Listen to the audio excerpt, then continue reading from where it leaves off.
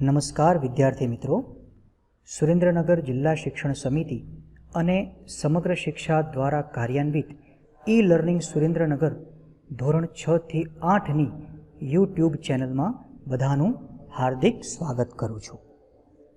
આજે આપણી ધોરણ 6માં પ્રકરણ 1 સંખ્યા પરિચય એનો પહેલા ભાગનો અભ્યાસ કરવાનો છે.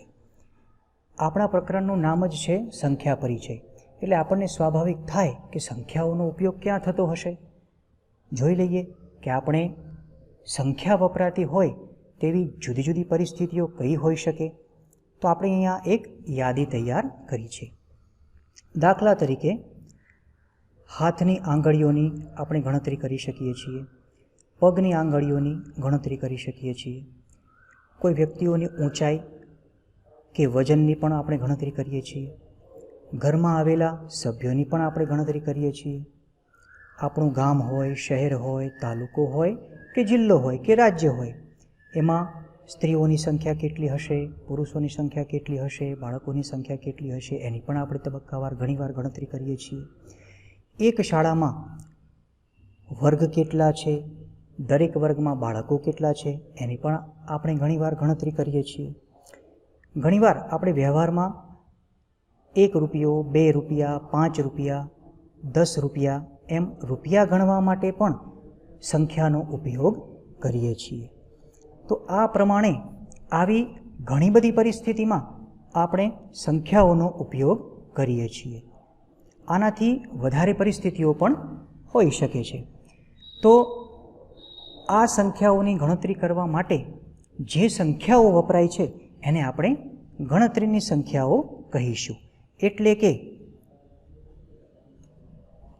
1, 2, 3, 4, 5, 6, 7, 8, 9 એમ અનંત સુધી જો વિસ્તરણ કરતા જઈએ તો આવી સંખ્યાઓને આપણે ગણતરીની સંખ્યાઓ તરીકે ઓળખીએ છીએ.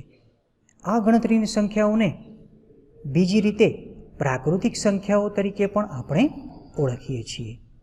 ઇંગ્લિશમાં એને નેચરલ નંબર્સ તરીકે પણ ઓળખવામાં આવે છે. તો હવે બાળમિત્રો, તમને ખ્યાલ આવી જ ગયો હશે કે આ ગણતરીની સંખ્યાઓની શરૂઆત આપણે ક્યાંથી કરીએ છીએ? 1 થી કરીએ છીએ.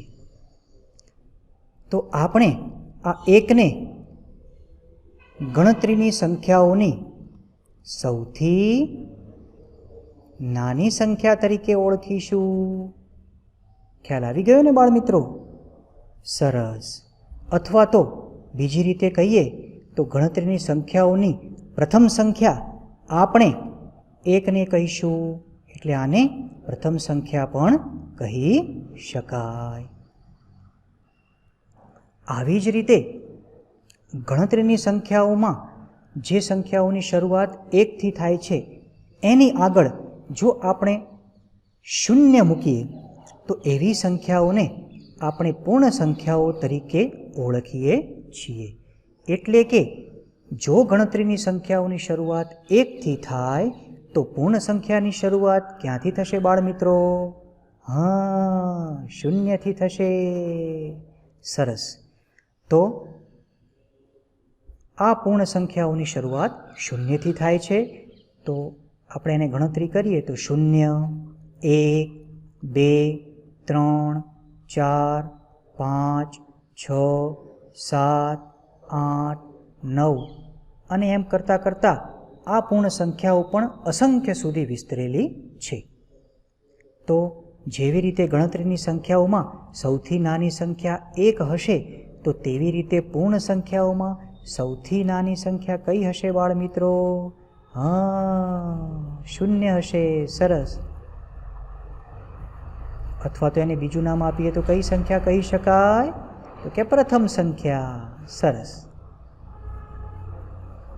તો આવી રીતે આપણે એક તારણ ઉપર પહોંચ્યા કે ગણતરીની સંખ્યાઓમાં સૌથી નાની સંખ્યા 1 છે અને પૂર્ણ સંખ્યાઓમાં સૌથી નાની સંખ્યા 0 છે. બીજી રીતે વાત કરીએ તો ગણતરીની સંખ્યાઓની શરૂઆત 1 થી થાય છે અને પૂર્ણ સંખ્યાઓની શરૂઆત 0 થી થાય છે. હવે બાળ મિત્રો આપણે અભ્યાસ કરવાનો છે સંખ્યાઓની સરખામણીનો. હવે સરખામણી એટલે કે કઈ સંખ્યા નાની અને કઈ સંખ્યા મોટી. જો બાળ મિત્રો સરખામણી ઘણી બધી રીતે થતી હોય છે. દાખલા તરીકે નાની સંખ્યા અને મોટી સંખ્યાઓનો ચડતો ક્રમ અને ઉતરતો ક્રમ. પરંતુ આજે આપણે એમાં અભ્યાસ કરવાનો છે કે નાની સંખ્યા અને મોટી સંખ્યા કઈ રીતે હોય છે. અહીંયા જુઓ બાળ મિત્રો, અમુક સંખ્યાઓ મેં અહીંયા ઉદાહરણ તરીકે લખેલી છે. પહેલી સંખ્યા લખી છે 92, બીજી સંખ્યા લખી છે 392, ત્રીજી સંખ્યા લખી છે 4456, ચોથી સંખ્યા લખી છે 89742. આ સંખ્યામાં તમે કહી શકશો અંકો કેટલા છે? હા, ચાલો ગણવા પ્રયત્ન કરીએ. બોલો તો બાળ મિત્રો, 92માં કેટલા અંકો છે? કેટલા છે? 2. સરસ, 2 અને 9 એટલે 2 અંકો થયા. ચાલો બાળ મિત્રો, 392માં કેટલા અંકો છે? તો કે 3. કયા કયા? તો કે 2, 9 અને 3. સરસ. હવે 4456માં કેટલા અંકો છે? તો કે 4. કયા કયા? 6, 5, 4, 4. સરસ. 89742માં કેટલા અંકો છે? તો કે 5. 1, 2, 3, 4, 5. એટલે એવું કહી શકાય કે દરેક સંખ્યામાં અમુક ચોક્કસ સંખ્યાના અંકો તો સમાયેલા જ હોય છે. હવે આના આધારે આપણે સૌથી નાની અને સૌથી મોટી સંખ્યાની શોધ કરવાની છે. તો કઈ રીતે કરશું બાળ મિત્રો? તો પ્રાથમિક દ્રષ્ટિએ એવું કહી શકાય કે જેના અંક વધારે એ સંખ્યા મોટી અને જેના અંક ઓછા એ સંખ્યા નાની. દાખલા તરીકે આપણે ગણીએ કે આમાં 89742માં 5 અંક છે, તો પ્રાથમિક દ્રષ્ટિએ સૌથી મોટી સંખ્યા કઈ થાય? બોલો તો બાળ મિત્રો. હા, 89742. તો એ જ રીતે બોલો તો બાળ મિત્રો, સૌથી નાની સંખ્યા કઈ થાય? હા, ખ્યાલ આવી ગયો ને હવે? 92. એટલા માટે કારણ કે આમાં 2 જ અંક છે. 9, 2, 92. હવે બીજો એક પ્રશ્ન તમને થાય કે આમાં આગળ જો શૂન્ય આવી જાય તો એને ગણતરીમાં લઈ શકાય? તો ખાસ યાદ રાખજો બાળ મિત્રો, જો કોઈ સંખ્યાની શરૂઆત શૂન્યથી થાય તો એ શૂન્યને ગણતરીમાં લેવાનો નથી.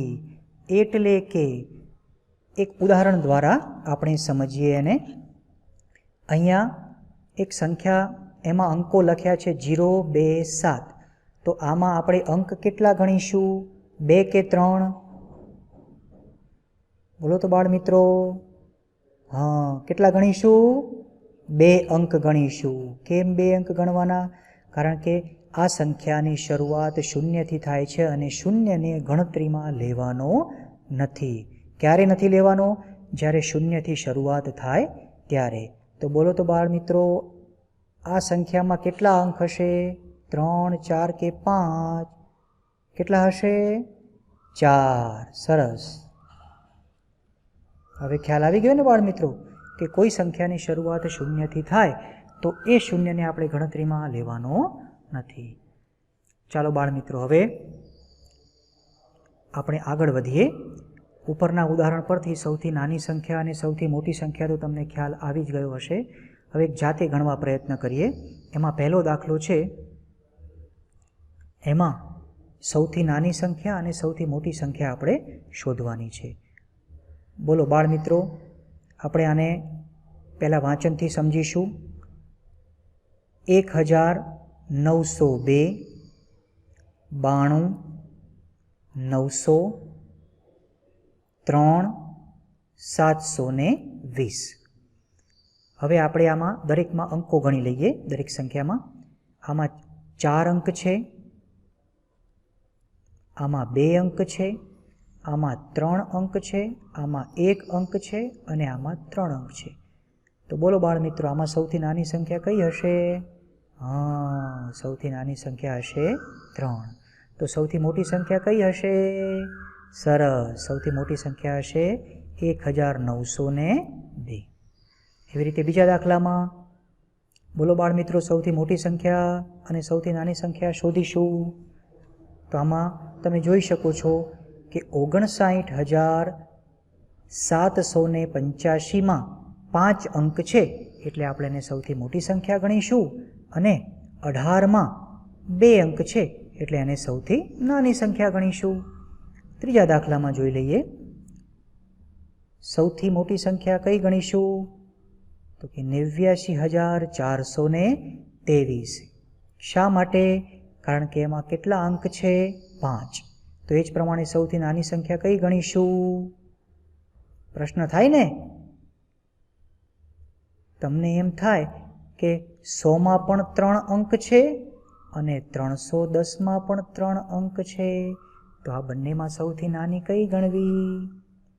બોલો બાળ મિત્રો, શું કરીશું? તો એનો આપણે જવાબ લેવા માટે સહેજ આપણે ગણતરી કરી લઈએ. અહીંયા લખીશું 100, અહીંયા લખીશું 310. હવે આને કહીશું આપણે એકમ, આને કહીશું દશક અને આને કહીશું 100. તો 100નો અંક જુઓ મિત્રો, આ 100નો અંક છે, એમાં કઈ સંખ્યા મોટી દેખાય છે? 3 મોટી દેખાય છે ને? તો સાબિત થઈ ગયું કે આપણી મોટી સંખ્યા કઈ હશે? 310. તો આ 310 સૌથી મોટી સંખ્યા બનશે. આ 310 એ સૌથી મોટી બનશે આમાં 3 અંકમાં, અને 100 એ સૌથી નાની બનશે. તો આપણે કઈ સંખ્યાની જરૂર છે? 100ની જરૂર છે. એટલે 3 અંકની સૌથી નાની સંખ્યા થઈ ગઈ 100, અને 5 અંકની સૌથી મોટી સંખ્યા આમાં બની 89,423. ચાલો, એવી જ રીતે આપણે ચોથું ઉદાહરણ જોઈ લઈએ. આમાં પણ દેખાય છે તમને, આમાં 4 અંક છે પહેલી સંખ્યામાં, બીજી સંખ્યામાં 4 અંક છે, ત્રીજી સંખ્યામાં પણ 4 અંક છે, અને ચોથી સંખ્યામાં 5 અંક છે. એટલે સાબિત થઈ ગયું કે આ ચોથી સંખ્યા છે, અને આપણે ગુજરાતીમાં વાંચન કરીએ તો 12,002 એ સૌથી મોટી સંખ્યા થશે. અને સૌથી નાની સંખ્યા કઈ થશે બાળ મિત્રો? જોઈ લો, 124. સરસ. શા માટે થશે? કારણ કે એમાં અંકોની સંખ્યા કેટલી છે? માત્ર 3 છે. સરસ બાળ મિત્રો. તો તમને આ રીતે અંકોની સંખ્યા ઉપરથી નાની સંખ્યા અને મોટી સંખ્યાનો ખ્યાલ આવી ગયો ને? ચાલો આગળ વધીએ. હવે આપણે બાળ મિત્રો જોવાનું છે, અંકોની સંખ્યા સરખી હોય ત્યારે સરખામણી કરવી. એટલે કે તમને કોઈ પણ 2 પ્રકારની સંખ્યાઓ આપેલી હોય અને બંને પ્રકારની સંખ્યાઓમાં અંકો સરખા હોય. દાખલા તરીકે એક સંખ્યામાં 5 અંક હોય તો બીજી સંખ્યામાં પણ 5 જ અંક હોય. એક સંખ્યામાં 6 અંક હોય તો બીજી સંખ્યામાં પણ 6 જ અંક હોય. તો આવી સંખ્યાઓ હોય ત્યારે આપણે નાની મોટી સંખ્યાઓ કઈ રીતે શોધી શકાય એનો આપણે અભ્યાસ કરવાનો છે. પણ એ પહેલાં આપણે અંકોની સ્થાન કિંમત વિશે જાણવાનું છે. અહીં એક સંખ્યા મેં લખેલી છે, જેમાં અંકો છે 5, 3, 4, 7, 2 અને 6. હવે બાળ મિત્રો, સ્થાન કિંમત જાણવા માટે હંમેશા આપણે જે કોઈ પણ સંખ્યા લખી હોય એની જમણીથી ડાબી તરફ જવાનું છે. એટલે કે સૌથી પહેલાં અંક આવશે 6. તો 6 એની સ્થાન કિંમત થશે એકમની જગ્યાએ. એટલે કે 6ની સ્થાન કિંમત થશે 6 ગુણ્યા 1 બરાબર 6. એવી જ રીતે આપણે જોઈશું 2. તો 2ની સ્થાન કિંમત એ દશકની ગણાશે. 2ની સાથે 10નો ગુણાકાર કરીશું એટલે એનો જવાબ આવશે 20. એવી રીતે 7 એની સ્થાન કિંમત 100ની સાથે ગુણાકાર થશે એટલે 700 થશે. 4 એની સ્થાન કિંમત 1000 સાથે ગુણાકાર થશે એટલે 4000 થશે. 3 એની સ્થાન કિંમત 10,000 સાથે ગુણાકાર થશે એટલે એની સ્થાન કિંમત 30,000 થશે. અને 5 એનો ગુણાકાર 1,00,000 સાથે થશે એટલે કે એની સ્થાન કિંમત 5,00,000 થશે. હવે બાળ મિત્રો, આ બધી સંખ્યાઓનો તમે સરવાળો કરો તો તમારો જવાબ જે આપણી સંખ્યા છે એ જવાબ જેટલો આવવો જોઈએ. 5,34,726.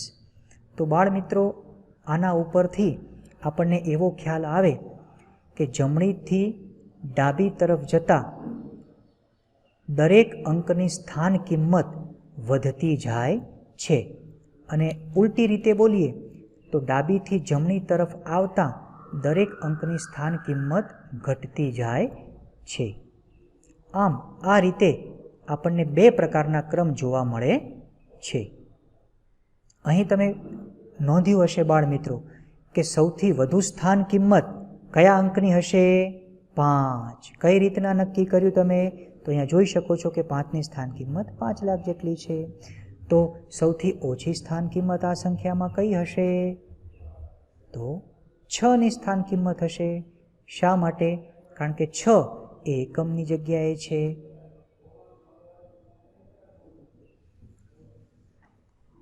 આ રીતે આપણે સ્થાન કિંમત દ્વારા વિવિધ અંકોને જુદા પાડી અને તેનો સરવાળો મૂળ કિંમત જેટલો કરી શકીએ છીએ.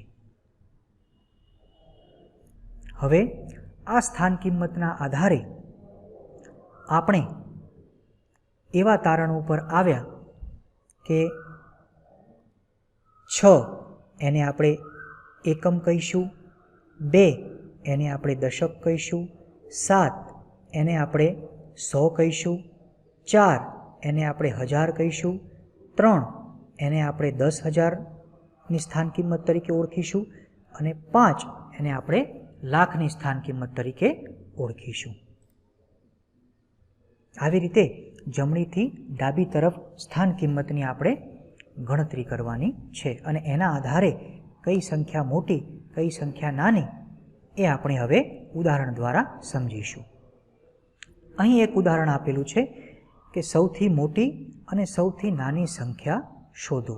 હવે બાળ મિત્રો, આમાં જોજો તમે, દરેક સંખ્યામાં અંકો સમાન છે. આપણે ઘણી પ્રયત્ન કરીએ, એક સંખ્યા તમને આપેલી છે, એના અંકો એનો આપણે અભ્યાસ કરીએ તો 1, 2, 3, 4, 5 આ 5 અંકની સંખ્યા છે. તો આમાં પણ 1, 2, 3, 4, 5 અંકની સંખ્યા છે. આમાં પણ 1, 2, 3, 4 ને 5 અંકની સંખ્યા છે. આમાં પણ 1, 2, 3, 4 ને 5. હવે આ દરેક સંખ્યા 5-5 અંકની છે. તો કઈ સંખ્યા મોટી અને કઈ સંખ્યા નાની એ આપણે તારવવી હોય તો આપણે પહેલાં સૌ પ્રથમ દરેક સંખ્યાને એક લાઇનમાં ગોઠવી દઈશું, એક ક્રમમાં ગોઠવી દઈશું. ત્યારબાદ હમણાં આપણે ભણ્યા એમ આપણે આ જમણીથી ડાબી તરફ જતાં જમણી તરફના પહેલા અંકને એકમ કહીશું, ત્યાર પછી બીજા અંકને દશક કહીશું, ત્યાર પછી ત્રીજા અંકને 100 કહીશું, ચોથા અંકને 1000 કહીશું અને પાંચમા અંકને 10,000 કહીશું. ત્યારબાદ મિત્રો, હવે આપણે સૌથી મોટી સંખ્યા શોધવી હોય તો અહીંયા 10,000થી આપણે શરૂઆત કરીએ. અહીંયા તમે બરોબર ધ્યાનથી જુઓ કે 10,000માં દરેકમાં 1-1 છે એટલે આપણે એને છોડી દઈશું. પછી 1000ની સ્થાન કિંમત જોઈશું, દરેકમાં જુઓ 5-5 છે એટલે કે સમાન છે તો આપણે એને પણ છોડી દઈશું. હવે 100ની સ્થાન કિંમતમાં જુઓ, તેમાં સૌથી મોટો અંક કયો દેખાય છે તમને? હા, 8 દેખાય છે ને? સરસ. તો આ અંક સૌથી મોટો થયો એટલે સાબિત થયું કે 15,800 એ 5 અંકની સૌથી મોટી સંખ્યા થાય. તો આનો જવાબ શું આવશે મિત્રો? સૌથી મોટી સંખ્યામાં 15,800. તો ચાલો બાળ મિત્રો હવે એ જ રીતે 5 અંકની સૌથી નાની સંખ્યા શોધવા પ્રયત્ન કરીએ. અહીંયા જુઓ, એ જ આપણે જોઈશું. અહીંયા 10,000ની સ્થાન કિંમતમાં દરેક જગ્યાએ અંક સમાન છે એટલે આપણે એને ગણતરીમાં નહીં લઈએ. 1000ની સ્થાન કિંમતમાં પણ દરેક અંક સમાન છે એટલે આપણે એને ગણતરીમાં લઈએ નહીં. 100ની સ્થાન કિંમતમાં જુઓ 8 સૌથી મોટો અંક છે અને સૌથી નાનો અંક કયો છે? 0. તો સાબિત થઈ ગયું કે 5 અંકની આ દાખલામાં સૌથી નાની સંખ્યા કઈ છે? 15,073. એટલે સૌથી નાની સંખ્યામાં જવાબ આવશે 15,073. તો આ રીતે 5 અંકની હોય, 4 અંકની હોય કે 3 અંકની હોય કે 6 અંકની હોય તો પણ તમે સૌથી નાની સંખ્યા અને સૌથી મોટી સંખ્યા શોધી શકો છો. ચાલો મિત્રો હવે બીજા એક 4 અંકના ઉદાહરણ દ્વારા આપણે સૌથી નાની સંખ્યા અને સૌથી મોટી સંખ્યા શોધવા પ્રયત્ન કરીએ. અહીંયા તમે જોઈ શકો છો કે આ ઉદાહરણમાં દરેક સંખ્યામાં 4 અંક સમાન આપેલા છે. દરેકમાં 4 અંક સમાન છે. તો આપણે પહેલાં શું કરીશું? તો ચારેય સંખ્યાઓને એક ક્રમમાં ગોઠવી દઈશું, ઉપરથી નીચે તરફ, અથવા તો એક સ્તંભમાં ગોઠવી દઈશું. ત્યારબાદ આપણી રીત પ્રમાણે આને આપણે એકમ કહીશું, આ સંખ્યાને દશક કહીશું, આ સ્થાનને 100 કહીશું અને આ સ્થાનને 1000 કહીશું. ત્યારબાદ 1000ની સ્થાન કિંમતથી શોધવા પ્રયત્ન કરશું. તેમાં તમે જોઈ શકો છો કે દરેક અંક સમાન છે. જ્યારે દરેક અંક સમાન હોય ત્યારે આપણે એને ગણતરીમાં લેવાનો નથી. ત્યારબાદ 100ની સ્થાન કિંમતમાં જોઈશું. તો એમાં તમે જોઈ શકો છો બાળ મિત્રો કે સૌથી મોટો અંક કયો દેખાય છે? 8 દેખાય છે ને. તો સાબિત થાય કે 4,892 એ આ દાખલામાં 4 અંકની સૌથી મોટી સંખ્યા થાય. એટલે આપણે જવાબ લખીશું 4,892. તો આ જ રીતે બાળ મિત્રો હવે સૌથી નાની સંખ્યા શોધીશું. તો એ જ રીતમાં તમે જુઓ તો સૌથી નાનો અંક કયો દેખાય છે? તો કે 3 દેખાય છે. તો સાબિત થયું કે 4 અંકની આ દાખલામાં સૌથી નાની સંખ્યા કઈ થાય? 4,370. એટલે આપણે જવાબમાં લખીશું 4,370. તો આ રીતે દરેક સંખ્યા 4 અંકની હોવા છતાં પણ એમાંથી આપણે સૌથી મોટી સંખ્યા અને સૌથી નાની સંખ્યા એકમ, દશક, 100, 1000, 10,000ના સ્થાન કિંમતના આધારે આપણે એને શોધી શકીએ છીએ. તો આવા જ દાખલા બાળ મિત્રો તમે જાતે ગણી શકશો ને?